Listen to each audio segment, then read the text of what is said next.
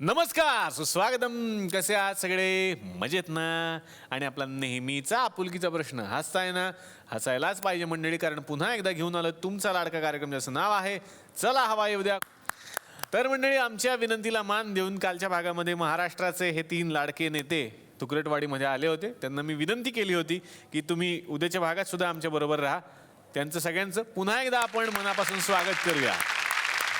तर कुठलाही माणूस मोठा होतो तो स्ट्रगलमुळे, स्ट्रगल शिवाय तो मोठा होऊ शकत नाही. तर तुमच्या तरुणपणीच्या या राजकारणातल्या प्रवासातल्या स्ट्रगलचा एखादा किस्सा आठवतोय का, की जो मागे वळल्यानंतर पुन्हा पुन्हा लढण्याची प्रेरणा देतो? राजकारणात आल्यानंतर 84पर्यंत मी फक्त शिवसैनिक होतो.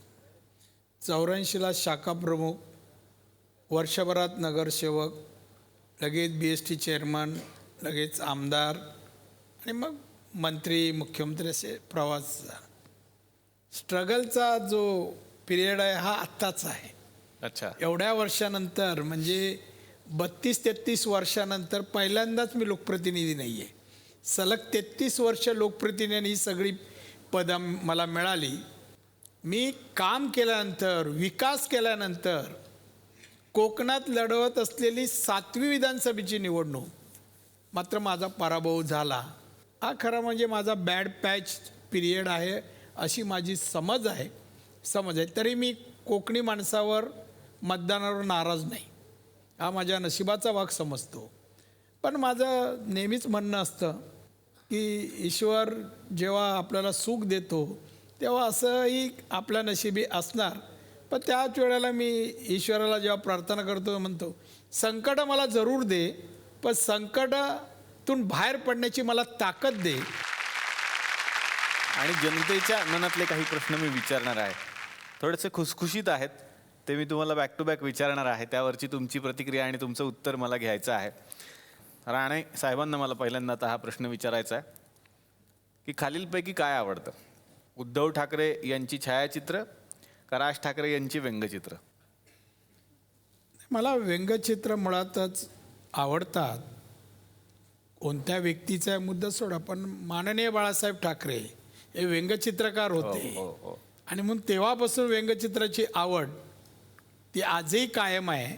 म्हणून व्यंगचित्राला माझी पसंती आहे. वा.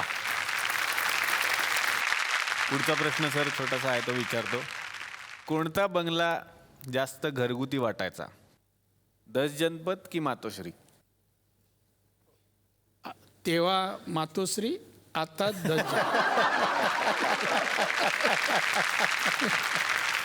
आता आठवले सर, तुमच्याकडे येणार आहे. तुमच्यासाठी सुद्धा जनतेनं काही प्रश्न पाठवलेत माझ्याकडे. छोटे छोटे आहेत, गमतीदार आहेत, ते मला तुम्हाला विचारायचे आहे. माझ्याकडे येण्यापूर्वी आता फार वेळ झालेला आहे.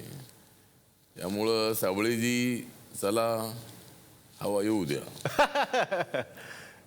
साबळेजी, चला हवा येऊ द्या, मला थोडं लवकर जाऊ द्या. नाही सर, आमचं तुमच्यावरती खूप प्रेम आहे. तुमची हवा येऊ द्या, लवकर मला जाऊ द्या, भूक लागलेली आहे, थोडं तरी खाऊ द्या. तुम्ही 2-3 वेळा उल्लेख केला की राणे साहेबांची आणि तुमची एक वेगळी मैत्री आहे, जरी पक्षातले मतभेद सोडले तरी. पण साहेबांचा जेव्हा पराभव झाला होता, आता हारजीत तर इलेक्शन म्हटल्यावर होतेच, तेव्हा तुम्ही एक कविता केली होती, हे खरं आहे?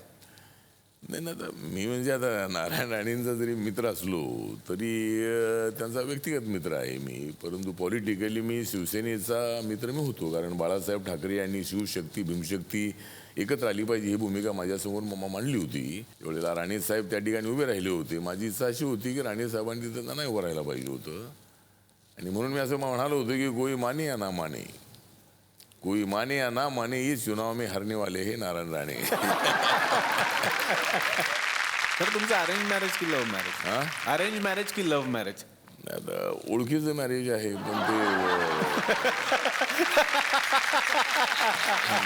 ओळखीचं मॅरेज हे वेगळं आहे. मग वहिनींवर सर एखादी केलेली कविता आवडेल का तुम्हाला आम्हाला सांगायला? वहिनींवर एखादी कविता तुम्ही केलीच असेल तर तीही आम्हाला ऐकायला आवडेल. नाही नाही, म्हणजे आता आतली कविता बाहेर कशी काय सांगायची? पुढचा प्रश्न सर तुम्हाला विचारतो मी. लोकांचं असं मत आहे की लोकसभेत अध्यक्ष तुम्हाला बऱ्याच वेळेला बोलू देत नाहीत. घरी काय अनुभव आहे? नाही तर घरी बोलून देण्याचा काही विषय नाही. घरी मी बोलतच नाही जास्त. त्यामुळे ठीक आहे. तर म्हणजे तरी मला अनेक वेळेला आपण जर रेकॉर्ड काढलं तर सर्वात जास्त वेळेला प्रश्न विचारलेला खासदार, सर्वात जास्त वेळेला बोललेला खासदार म्हणून त्या ठिकाणी रेकॉर्डमध्ये माझं नाव आलेलं आहे. आणि ती मंत्रिपदाची एक आठवण तर माझी अशी आहे की मी चालत गेलो. म्हणजे मी हॉस्टेलमध्ये राहत होतो, सिद्धार्थ हॉस्टेलमध्ये. आणि माझा मंत्रिपदासाठी नंबर लागल्यानंतर टॅक्सीतून गेलो आणि सगळं ट्रॅफिकचे जाम झालं होतं. कारण ट्रॅफिकचे जाम होणार होतं, कारण मी मंत्री होणार असल्यामुळे ट्रॅफिक जामच होणार होतं. आणि मग त्या ठिकाणी मी काहीतरी खाली बँडस्टँडपासून मी टॅक्सीतून उतरलो. आणि आता मी असा विचार केला की आता मी उशीर झालो की माझं मंत्रिपद जातंय. त्यामुळं मी बोललो आता टॅक्सी काही पुढं तर जात नाही आहे. आणि मी टॅक्सीतून उतरलो आणि मग आम्ही चालत या ठिकाणी पोचलो. वेळेत तिथं पोचलो. पण माझा शपथविधी होत असताना माझ्याकडे पेन येणार नव्हती. अच्छा. मग मला आठवतंय की मी शरद पवारांच्या खिशातली पेन घेतली आणि त्या पेननी मी सही केली. ती पेन मी अजून त्यांना परत दिली नाही. मग ते पेन परत करण्यासाठी म्हणून बारामतीत जाल का? नाही, बारामतीत जाण्याचा काही प्रश्नच येत नाही आहे. सध्या मी दिल्लीमध्ये गेलेलो आहे.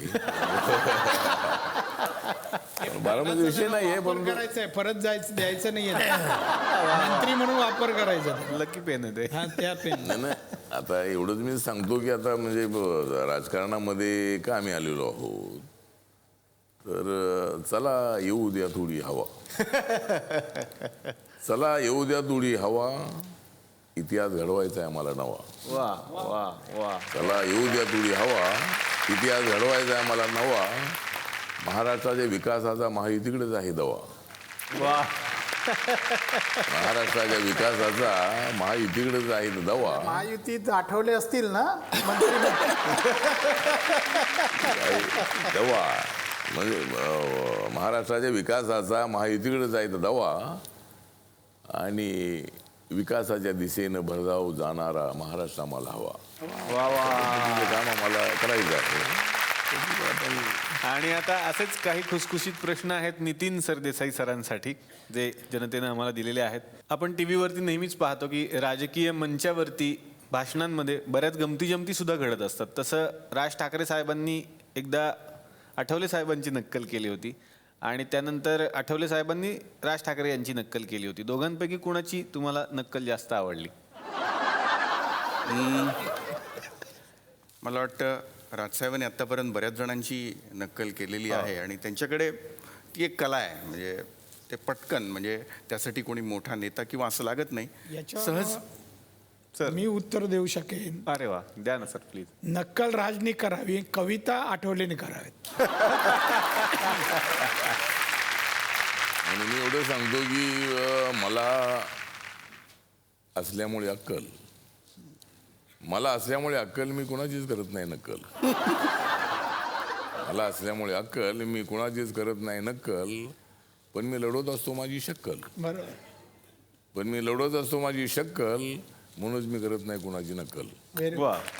हा सर, तुम्ही कम्प्लीट करत होतो तुमचं वाक्य. तर बऱ्याच जणांची करतात सहज. आता आपल्याशी समजा 5 मिनिटं बोलणं चालू असेल तर ते संपल्यानंतर कदाचित तुमच्या एखाद्या व्यक्तिमत्वामध्ये तसं काय आढळलं तर पटकन करतात. ती त्यांच्याकडे असलेली एक कला आहे. तर हा प्रश्न मात्र थोडासा कठीण आहे, कारण दोघांनी जे काही केलं होतं त्यावेळेला तेवढीच तोड होतं. त्यामुळे दोघांच्याही गोष्टीला तेवढीच दाद देणं गरजेचं आहे. पण महाराष्ट्र म्हणतो की दोनही नेते त्यामुळेच आम्हाला खूप आवडतात. सरदेसाई म्हणाले त्याप्रमाणे आता राजला पूर्वीपासून म्हणजे जसं बाळासाहेब सुद्धा माझी नक्कल करत होते. एकदा मी 94मध्ये बाळासाहेबांना नामांतराच्या प्रश्नासाठी भेटलो होतो आणि त्यावेळेला जो 2.5 तास आमची चर्चा झाली होती. बाळासाहेब हेच सांगायचे की आठवले माझ्याकडे आले, 2.5 तास होते, पण ते काय बोलले ते मला कळलंच नाही. आणि त्यावेळेला लोकांचा त्यांना चांगला रिस्पॉन्स मिळायचा. तर ठीक आहे, तर म्हणून आता राजला ती सवय आहे, ठीक आहे, त्याबद्दल काय माझं म्हणणं नाही. पण जर त्यांनी माझी नक्कल केली तर मग मला काहीतरी उत्तर देणं आवश्यक असल्यामुळे मी त्यावेळेला माझी भूमिका मांडलेली एवढंच. त्यामध्ये कोणाचा अपमान करायचा वगैरे अशी भूमिका माझी अजिबात नाही आहे. पुढचा प्रश्न सरदेसाई सरांना आता विचारायचा, जो जनतेनं आमच्याकडे दिला. लोक गर्दी दादरला करतात आणि मतदान बांद्र्याला, असं का? नाही, असं घडलं असेल एखाद वेळेला, पण पुढच्या वेळेला दुरुस्त होईल. यानंतरचा प्रश्न सर मला विचारायचा आहे की श्रीकांत ठाकरे यांनी रफीजींना पण मराठीत गायला लावलं होतं, हे आपल्याला माहिती आहे. प्रेमानं सांगितलं की माणसं ऐकतात असा अनुभव आहे, असं तुम्हाला नाही का वाटत? हो, पण काही माणसांना प्रेमाची भाषा नाही कळत, मग तेव्हा काय करायचं? म्हणजे सर कुठल्या जरा उत्तर जरा म्हणजे असं आहे की पहले बातों से, फिर मुलाकात से, और नहीं माने तो फिर पर्याय नाही आहे दुसरा. अनेक नाठाळ असतात, तर नाठाळाचं माती हाणू काठी करायचं काय? पुढच्याही प्रश्नांकडे यायचं. पण काय सर, ज्या गावात आपण बसलोय त्या गावचे सरपंच जे आहेत ना, त्यांना सगळ्यांना भेटायचं असतं, सगळ्यांचा सत्कार करायचा असतो. त्यांना मी नाही म्हणू शकत नाही, कारण मी हा कॅफे त्यांच्या गावात लावलेला आहे.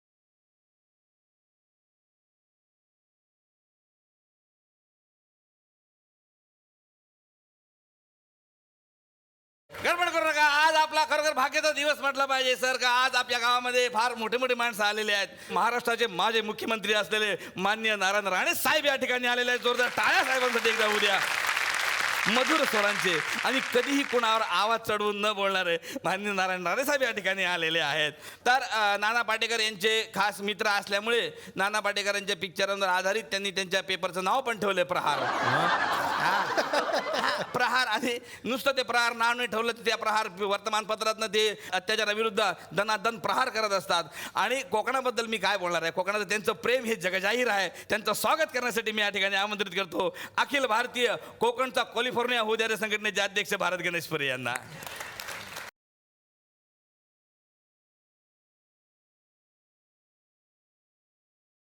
आज सिंधुदुर्गासारख्या जिल्ह्यामध्ये, महाराष्ट्रात अन्य जिल्ह्यात पाण्याचे टँकर लागतात, सिंधुदुर्ग जिल्ह्यात एकही पाण्याचा टँकर लागत नाही.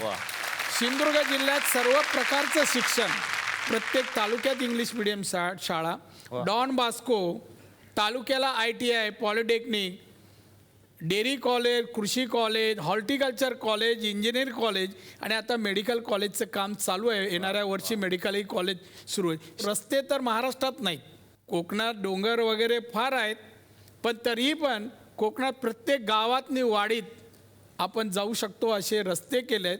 सिंधुदुर्गासारखा जिल्हा महाराष्ट्राच्या दरडोई उत्पन्नात 5व्या क्रमांकावर आणण्याचं काम मी केलं. उत्पन्नही वाढवलं. मी विमानतळाचं काम पूर्ण करायला आणलेलं आहे. विमानतळही सिंधुदुर्ग जिल्ह्यातून विमान लँडही होईल, उतरेलही आणि टेक ऑफही घेईल लवकरच, असं म्हणजे विमानतळाचं काम सुरू केलं आहे. सी वर्ल्ड सारखा प्रोजेक्ट पर्यटनाला आवश्यक. पर्यटन जिल्हा देशातील एकमेव सिंधुदुर्ग जिल्हा आहे, एकमेव जिल्हा. आणि आता एक सुपरिचित व्यक्तिमत्व आज आणखी या मंचावरती आलेलं आहे. माननीय रामदासजी आठवले यांच्या रूपाने एक फार मोठे व्यक्तिमत्व या ठिकाणी आलेलं आहे. म्हणजे कवी असून सुद्धा ते राजकारणात असलेले आणि एक कलाकार टाईपचं व्यक्तिमत्व या ठिकाणी आलेलं आहे. पण मी आठवले साहेबांबद्दल सांगतो. ओ सरपंच, तुम्हाला सांगतो, तुम्ही उडवू नका माझी खिल्ली. ओ सरपंच, तुम्ही उडवू नका माझी खिल्ली, नाही तर मी दाखवणार नाही तुम्हाला दिल्ली. तुमचं पत्ताच कट करून टाकलं त्यांनी, तिकीट आणि कट. कुणाला सरपंच करायची याची माझ्याकडेच आहे गुरु किल्ली. कुणाला सरपंच करायची याची माझ्याकडेच आहे गुरु किल्ली. म्हणूनच मी आहे भाजप सेनेबरोबर हल्ली. तर काय हरकत आहे. आठवले सरांबद्दल मी काय बोलू. मी महाराष्ट्रामध्ये इतके फिरलेले आहेत, महाराष्ट्राचा रस्ता त्या माणसाला माहीत आहे. पण सर तुम्ही इतके फिरले तर ते मला जरा थोडी शंका वाटू राहिली सर, की ते जे प्रोग्राम होता झी मराठीचा भटकंती नावाचा, तर ते मिलिंद गुणाजी म्हणून तुम्हीच करत होता का? ते वेगळे होते. ते वेगळे, हे वेगळे सर. आणि सेम दाढी बिडी सर आम्हाला करा. Look same आहे. त्यांचा खेड्यापाड्यातल्या look माणसांना same. सर तेवढं नॉलेज नाही राहत. आम्हाला वाटतं सेम टू सेम दिसतात, म्हणजे कधी कधी असेल बा, काय हरकत नाही, राग मानू नका सर. रामदासजी आठवले या ठिकाणी आलेले आहेत, तर त्यांचं स्वागत करण्यासाठी मी या ठिकाणी आमंत्रित करतो अखिल भारतीय जो न देखे रवी ओ देखे कवी संघटनेचे अध्यक्ष भारत गणेशपुरे यांना.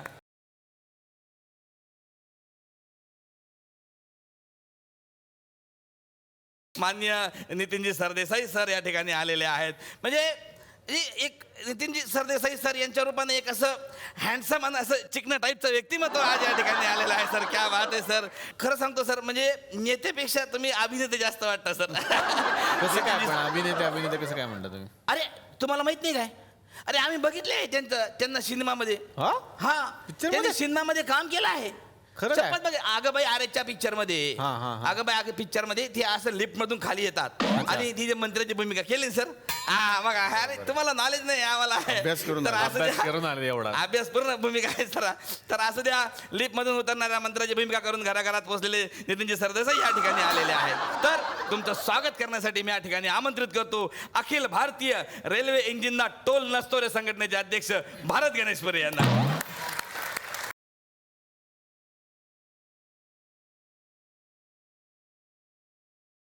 तर आमच्या इथं प्राथमिक शाळेचे विद्यार्थी आहे सर थुकरटवाडीमध्ये. तर त्यांनी सर तुमच्यावरती काही गाणी तयार केलेली आहे, तुमचं स्वागतपर गाणी तयार केलेली आहे. तर आमचे पोरांना मी या ठिकाणी आमंत्रित करतो. या रे थुकरटवाडे, 1 2 1 2 1 2 1 2 1 2 1 2 सावधान.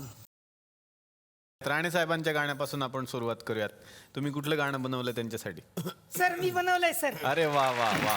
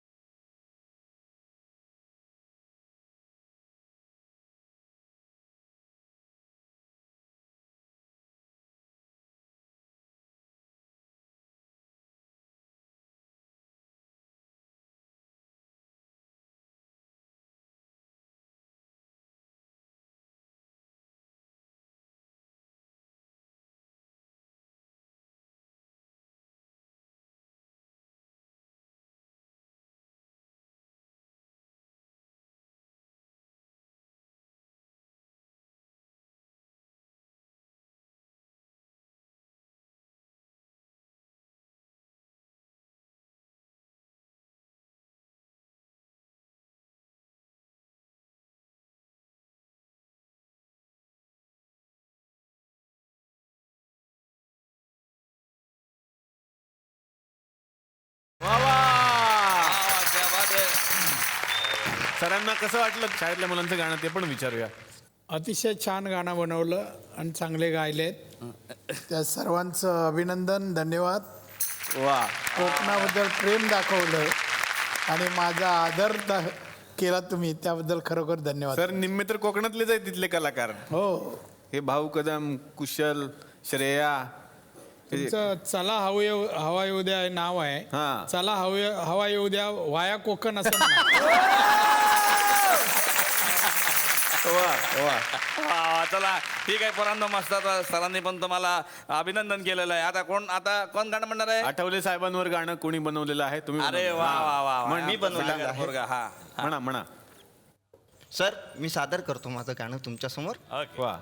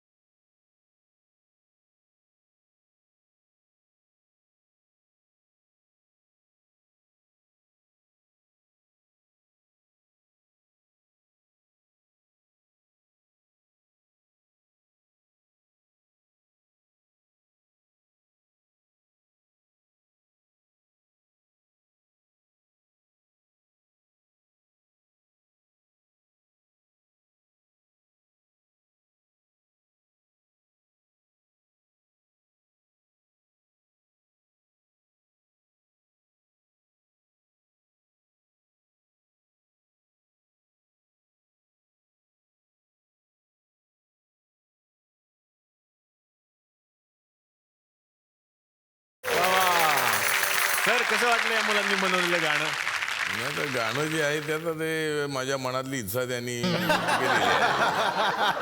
आणि आता ते म्हणतात की मला लाल बत्तीच्या गाडीमध्ये फिरू द्या. वा ते मला म्हणतायत की मला लाल बत्तीच्या गाडीमध्ये फिरू द्या आणि मंत्रिपदावर मला काम करू द्या.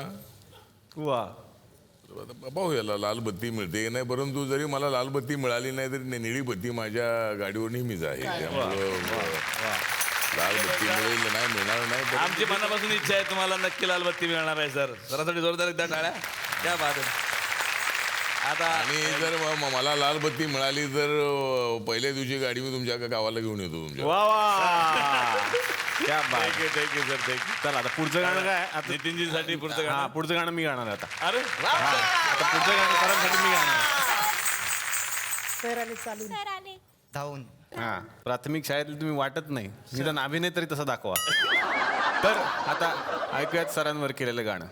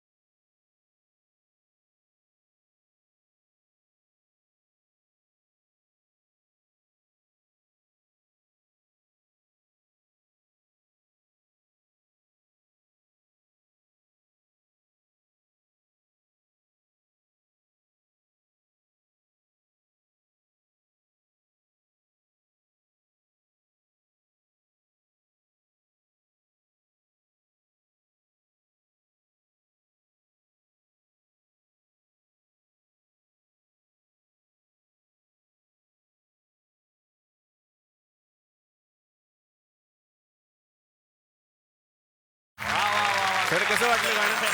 उत्तम. या एका गाण्यामध्ये सगळंच आलं की.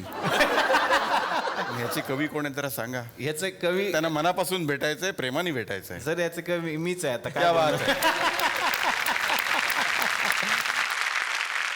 सरदेसाई सर तुमच्याकडे आता येणार आहे. खरं तर मनसे हा सुद्धा एक आक्रमक पक्ष म्हणून ओळखला जातो. त्याची क्रेज प्रचंड आहे होती, पण सध्याचा आपल्या पक्षाचा परफॉर्मन्स पाहता लोकांचा प्रतिसाद थोडा कमी झाला आहे असं तुम्हाला वाटतं का? आणि तुमचं त्याच्याविषयीचं काय मत आहे? नाही, राजकारणामध्ये अशा फेजेस येत असतात. कधी कधी कुठल्या कुठल्या लाटा येतात, त्या सुनामी एवढ्या मोठ्या असतात, पण त्याचा सुद्धा जो इफेक्ट असतो तो कालांतराने ओसरतो.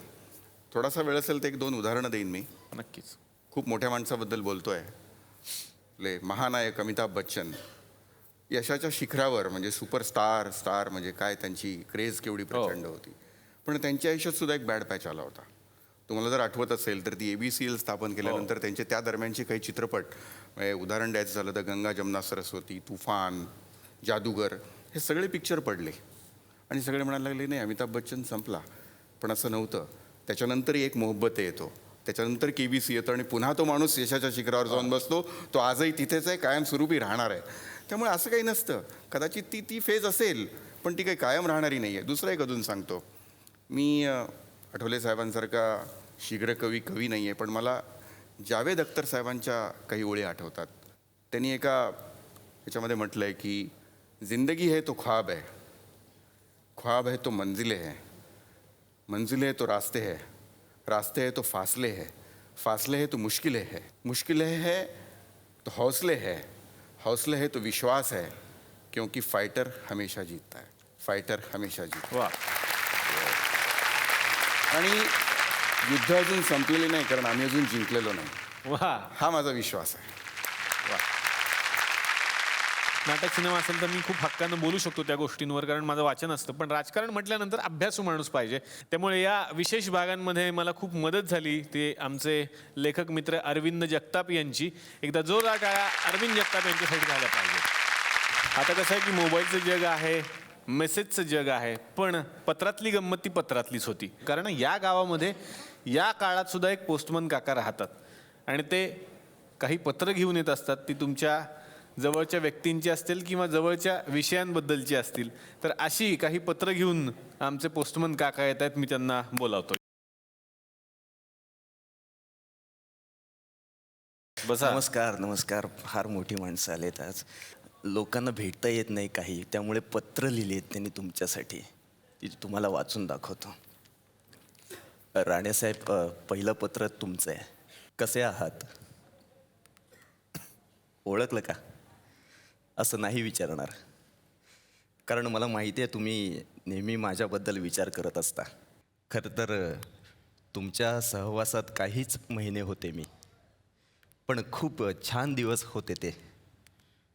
तुम्हाला वर्षाची किती ओढ आहे हे आता सगळ्या जगाला ठाऊक आहे, म्हणून जाहीर पत्र लिहिते. तसं पाहिलं तर मी मुख्यमंत्र्यांचं निवासस्थान वर्षा बोलते,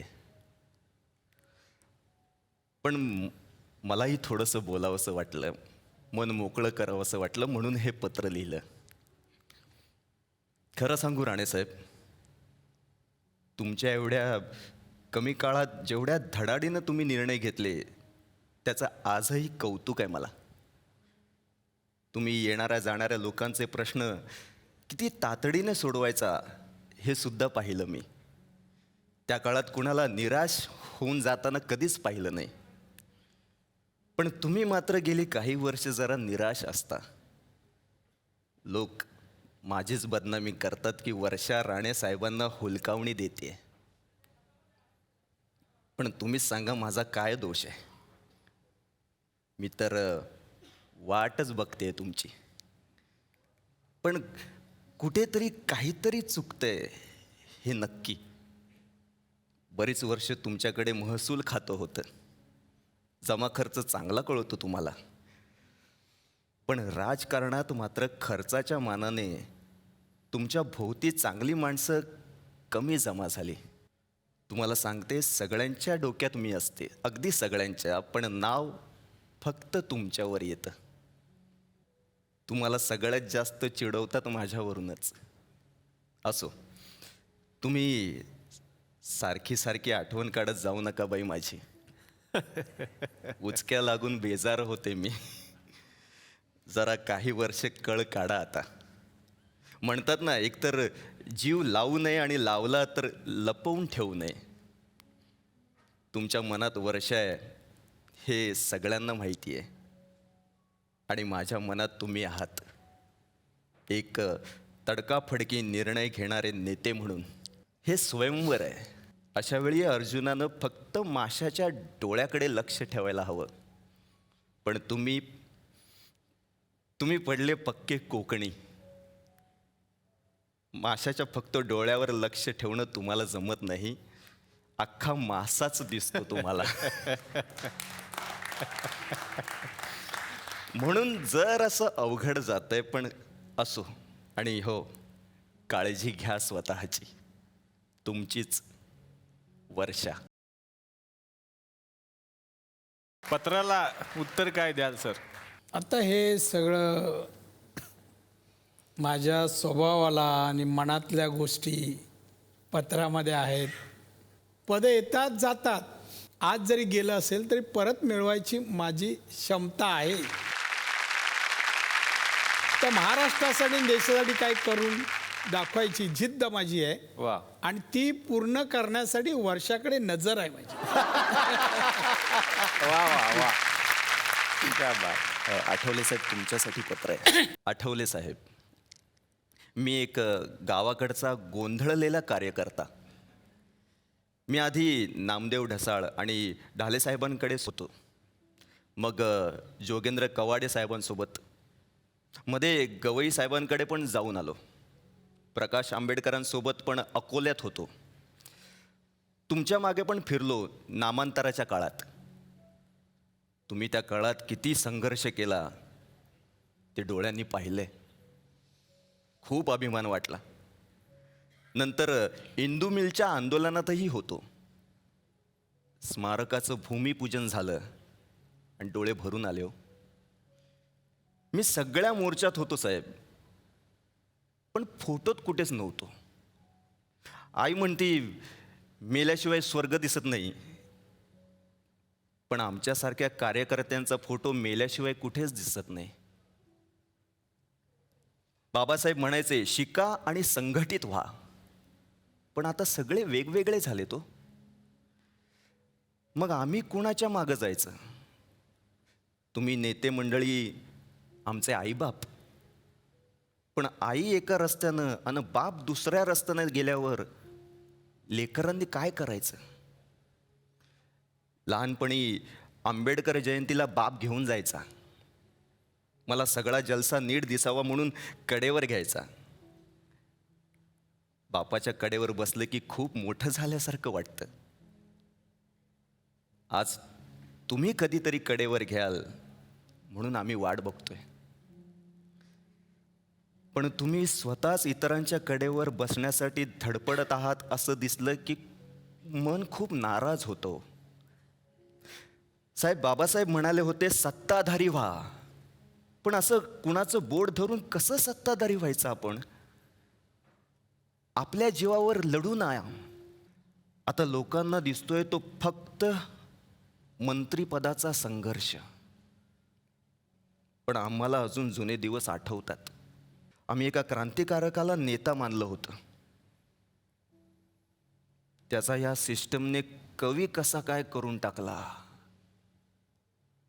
चूक भूल माफ करा एवढंच बोलायचं होतं. तुमचा प्रामाणिक कार्यकर्ता.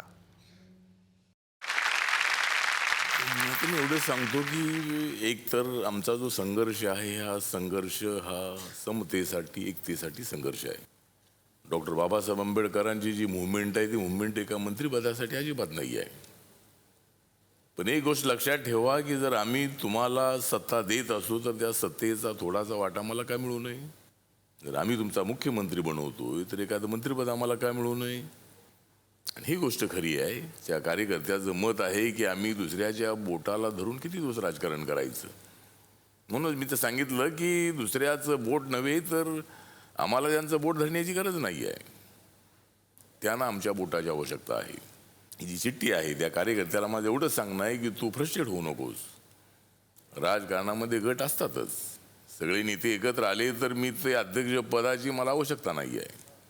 ज्यांना कोणाला अध्यक्ष करायचं असेल त्याला अध्यक्ष करा, मी उपाध्यक्ष म्हणून किंवा इतर कुठलंही पद घेऊन मी त्या ऐक्यात राहण्याची माझी तयारी आहे. आणि म्हणूनच मी सांगतो की जरी तू मला लिहिलेली आहे चिठ्ठी, तू मला लिहिलेली आहे चिठ्ठी कारण मला मजबूत करायची आहे दलित राजकारणाची भट्टी. तू जरी लिहिलेली असतील मला ही चिठ्ठी तरी मला मजबूत करायची आहे दलित राजकारणाची भट्टी.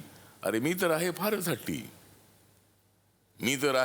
हट्टी, जर वेळच आली तर मी घेईन त्यांच्याबरोबर कट्टी. तर आपण सर्वांनी मिळून एक तर इथे एकत्र आलं पाहिजे. आणि ठीक आहे, आपल्या भावना ज्या आहेत त्या भावनांशी मी सहमत आहे की कुठंतरी आपली ताकद वाढली पाहिजे. आणि जोपर्यंत रिपब्लिकन पक्ष बाबासाहेबांच्या खुल्या पत्रातला सगळ्या जाती जमातींना एकत्र करणारा पक्ष, स्वतःच्या बळावर निवडून येण्याची कपॅसिटी ठेवणारा पक्ष जोपर्यंत होत नाही तोपर्यंत आपल्याला युतीचं राजकारण करावं लागणार आहे.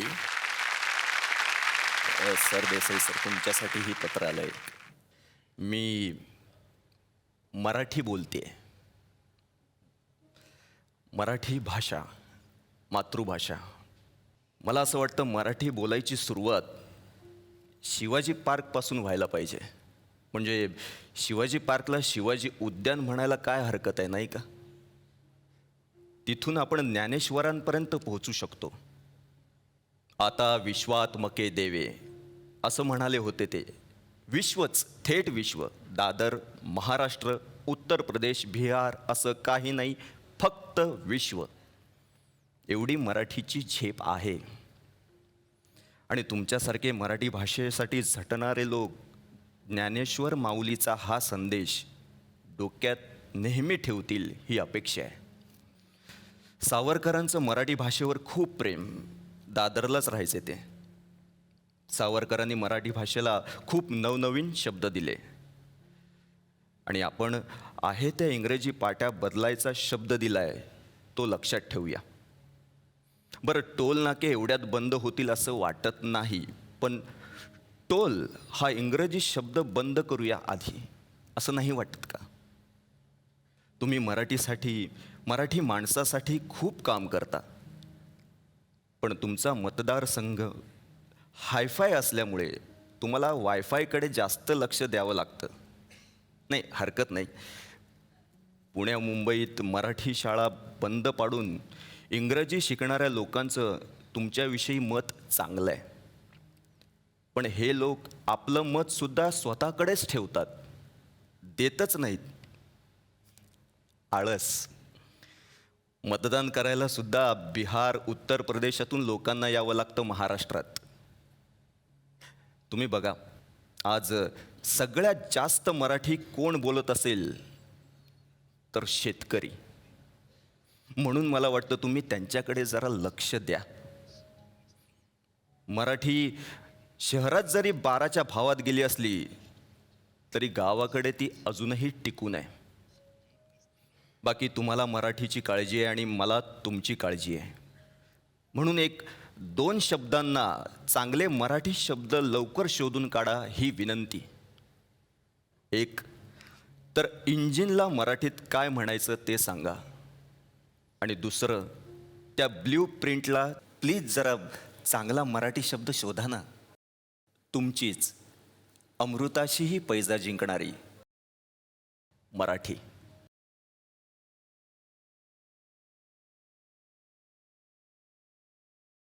असं आहे की मराठीचं प्रेम आणि महाराष्ट्रावरचं प्रेम हे आमचं बेगडी नाही आहे. पण ते असताना जर इतर काही ठिकाणून काही चांगल्या गोष्टी आपल्याला मिळत असतील आणि त्याच्यातून आपण ही आपली मराठी, कदाचित त्याच्यात काही इतर भाषातले शब्द येतही असतील, आणि ते आपण एकत्र घेऊन जर जगाच्या पाठीवरती आपण यशस्वी होणार असू, तर त्या इतर भाषातलं चांगलं थोडंसं कधी लागलं तर स्वीकारायला काय हरकत आहे? त्यांनी मराठी आपली कमी तर होणार नाही आहे, नक्कीच होणार नाही आहे. आणि दुसरं असं की अनेकदा तुम्ही मराठी भाषाचा वापर म्हणून सांगितलं, तर इंजिनाला अग्निरथ असं म्हटलं तर आज बऱ्याच जणांना कळणारही नाही. त्यामुळे काही शब्द जे इतर भाषातून आले असतील ते आज ऑक्सफर्ड डिक्शनरीमध्ये सुद्धा खूप शब्द असे इतर भाषातले यायला लागलेले आहेत. त्यामुळे आपल्या भाषेचं पावित्र्य आणि त्याचा कटाक्ष ठेवत असताना ती आपली माणसं एकसंध राहावीत, आपल्या महाराष्ट्राचा विकास व्हावा, ते सगळे एकत्र राहावेत, यासाठी तो प्रयत्न असतो. पण त्याच्यामध्ये इतर काही भाषातलं एखाद दुसरा शब्द जर चांगला येणार असेल तर त्याचा स्वीकार करावा. तुम्ही लक्षात घ्या की ज्ञानेश्वरांची जी मराठी होती त्याच्यानंतर तुकारामांनी ती सर्वसामान्य माणसाला समजेल अशा भाषेमध्ये मांडण्याचा प्रयत्न केला. त्यावेळेला संस्कृत प्रचूर असलेल्या अनेक पंडितांनी त्यांना विरोध केला, पण ती आली. शेवटी सर्वसामान्य लोकांसाठीच आपण करत असतो. आणि त्या बोलीभाषेमध्ये जर एखादा दुसरा शब्द इकडे आला तर त्यांनी आमची मराठीवरची माया पातळ झाली असं मानण्याचं अजिबात कारण नाही. आणि दुसरं, तुम्ही वायफाय म्हटलं तर जगाच्या पाठीवरती जर तुम्हाला जगाची स्पर्धा करायची असेल तर या सगळ्या गोष्टी आपल्या मराठी माणसाकडे असायला हव्यात. म्हणून तिकडे आम्ही ते वायफाय लावलेलं आहे. कारण कुठेही भारतदेशामध्ये भारतीय किंवा मराठी माणूस गेला तर तो कुठल्याही गोष्टीत मागे पडता कामा नये, म्हणून आम्ही ते केलेलं आहे. त्याच्यामध्ये या मराठी माणसाने पुढे जावं हाच प्रामाणिक उद्देश आहे. एवढं मात्र आपण लक्षात असू द्या. वा. जाता जाता सरांना विचारायचं, सर कसं वाटलं आमच्या वाडीत येऊन तुम्हाला? तुमच्या वाडीत येऊन तुमच्या सानिध्यात बसल्यानंतर अतिशय आनंद झाला, समाधान वाटलं. इथे चांगल्याला चांगलं म्हणणं हा माणुसकीचा धर्मही अनुभवायला तुमच्या गावात मिळाला ही अतिशय चांगली गोष्ट आहे.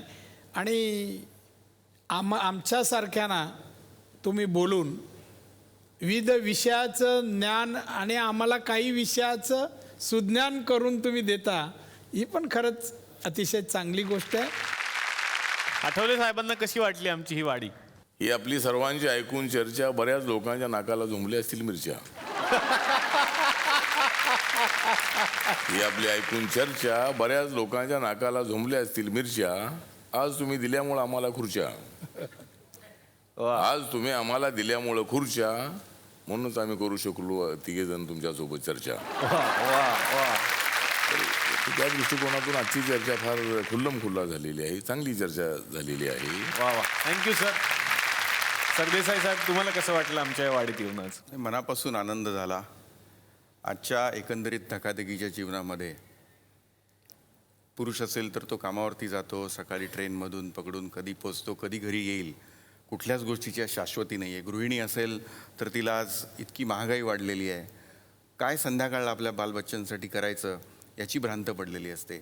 या सगळ्या गोष्टींमधून रात्री घरी आल्यानंतर तुमचा जो कार्यक्रम 1 तास बघतो त्याच्यातून जो निर्मळ आनंद मिळतो तो मला वाटतं आज खरंच गरजेचं आहे लोकांना. याचं कारण बाकीचं सगळं जीवन बघितलं तर खरंच आशादायी असं चित्र नाही आहे दुर्दैवाने. आणि ह्या कार्यक्रमातून तो जो 1 तास आपण आनंद देतात त्याबद्दल आपलं सगळ्यांचं खरंच अभिनंदन, की सगळं विसरायला लावता तुम्ही. तर ही सुद्धा एक खूप मोठी गोष्ट आहे. लोकांना कुठल्या ना कुठल्या मार्गाने आनंद मिळवून देण्याचं काम तुम्ही करताय, त्याबद्दल तुमचं सगळ्यांचं पुन्हा एकदा अभिनंदन. वा वा वा. तर आज तुकरटवाडीमध्ये हे सगळे नेते आमच्या विनंतीला मान देऊन एकत्र आले. सगळ्यांची अशी इच्छा असणार आहे, महाराष्ट्राची अशी इच्छा असणार आहे की महाराष्ट्राच्या प्रत्येक हिताच्या प्रश्नासाठी तुम्ही असेच एकत्र येत राहा. तुम्हाला सगळ्यांना मनापासून या मंचातर्फे शुभेच्छा. या मंचातर्फे एसएल विजन आणि झी मराठी यांच्यातर्फे या पाहुण्यांना मिळते एक आठवण भेट. ज्येष्ठ व्यंगचित्रकार विकास सबनीस आणि संजय मेस्त्री यांनी रेखाटलेली ही खास व्यंगचित्र जी तुम्ही 2 दिवस पाहताय आणि त्यांचीच ही छोटीशी प्रतिकृती आठवण म्हणून आम्ही तुम्हाला देतो. मला इथे आल्यावर पाहिल्यावरच वाटलं ही भेट मिळणार आहे मला. वा वा वा वा वा वा वा. Thank you sir. Sir thank you so much. अरे हे सगळं बघून कसं वाटलं आम्हाला, व्यंगचित्र भेटलं आणि कसं वाटलं.